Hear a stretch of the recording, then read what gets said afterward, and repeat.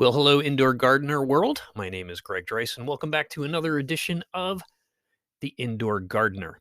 You can find The Indoor Gardener on Anchor, YouTube, and pretty soon just about all the major platforms that distribute podcasts. I think this is our 7th episode we're recording today, and usually I got a whole list of categories that I want to talk about, but perusing through some of the garden groups and TikTok today, knowing that some areas of the country are already gardening, starting to see those magical home recipes for fertilizers, insecticides, and such like that.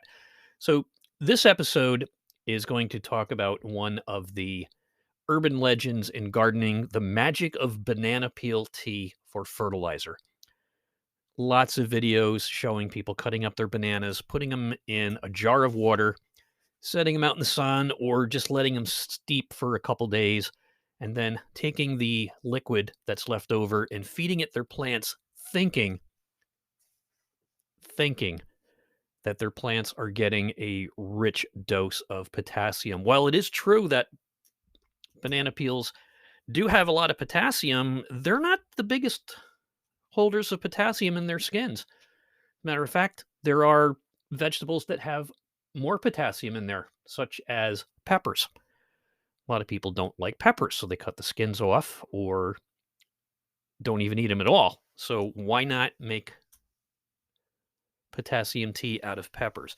Well, the reason that it's an urban legend and actually a myth and doesn't hold much water, haha, is that just by steeping banana leaves, banana peels in a glass of water is not going to extract much, if any, potassium at all.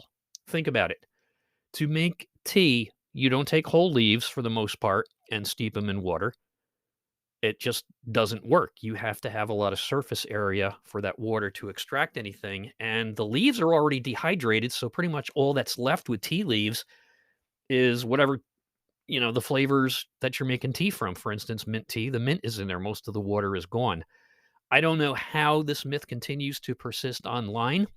It's just one of those things where it's easier to believe what you see or hear online or on podcasts than to believe the truth. While the banana peels are full of potassium, most of that potassium remains in the peel no matter how long you leave it in the water, no matter how small you cut up those pieces of peels. If you want to get the best of it, I would say take your NutriBullet or your blender or whatever it is that you use for your smoothies, put some water in there, take the banana peels and run them through there, and then you have something like a slurry that you can dump on your plants. But no, that's messy. So everybody just wants to use the water. Folks, there's hardly any nutrients in that. It doesn't do any harm on the short run. But my reason for sticking to the cold hard facts on banana tea is that during COVID, we've got millions and millions of new gardeners and who don't know any better. And they will be going on YouTube and garden groups online and TikTok and seeing videos of people putting banana peels in water and watching it turn color, because it will, and then feeding their plants and then claiming miraculous results for the plants. Something else that gardeners do, or you see recommended, is putting banana peels at the bottom of the hole before you plant, because the claim is that potassium does a lot of things for roots, which no, it does not. Potassium is mainly responsible for the strength of cells, cell walls and stems, bright colors, bright flowers, and bigger fruits on the plant. It really doesn't do much at all for the roots. So, what's the dangers of doing it? Well, there really isn't. But if that's all you're going to rely on to feed your plants with is banana peels, they're going to suffer, because you may end up with your plant being starved from other nutrients, which is almost guaranteed to happen if that's all you're using is banana water. There's mostly, like I said, potassium in the peel where it stays. So you're watering your plants thinking you're giving them a treat when all you're giving them is really just a very heavily diluted herbal tea, for that matter. And it really doesn't do a lot of good. And I don't understand how anybody can actually say that banana peels are great things for plants, because the ones that say it have never done a side-by-side test. They're just another form of organic matter. If you want that full benefit of the potassium that's in the peel, go ahead and compost it. And you're going to see when you compost it why the water doesn't extract it into the glass that you put it in. Because if you just take the banana peel and throw it in the compost pile and come back 6 months later, most of that peel is still there. It hasn't disintegrated.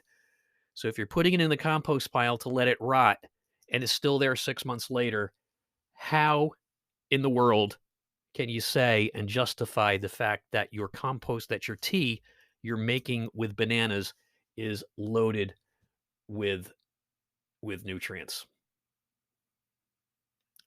And that's the truth on banana tea. Go ahead and use it. Use it as a supplement. Use it when you water your plants. But please, folks, don't think it's going to do anything great for your roses. Somebody else said, oh, just hang it on the plant or put it on the soil, and every time it rains, it'll leach out something. No, it won't. It's got to be composted. Or, like I said, put it in your garbage disposal, put it in your blender, chop it up, grind it, make it into a slurry. But then guess what? You're not going to want to use it because it's all messy. And that's the truth about banana peels. For this edition of The Indoor Gardener, this is Greg Draiss, and you can catch this podcast on anchor.fm. You can also pick it up on Spotify as well as YouTube. If you have any questions, you can look me up online on Facebook, Greg's Lawn and Service and Garden Care, The Indoor Gardener, or you can send me a message right here on Anchor or Spotify. Let me know what you think. If you think banana peels work, I want to know how you know that. Did you do a side-by-side test? Meaning one plant was fed nothing, another one got the banana peel tea? Or how about a placebo and you don't know which one got which? Guarantee you, folks, if you take an analysis of that water, you're going to see that there's hardly any potassium in there. So go ahead and compost it. Go ahead and do it, but don't expect any miracles. If you want to find some really good houseplants, you can stop by my shop, The Indoor Gardener, theindoorgarden.etsy.com, for rooted cuttings, succulents, and some cool tropicals. It's a jungle in here. Cool plants for cool people. Theindoorgarden.etsy.com. Thanks for listening, and come back soon.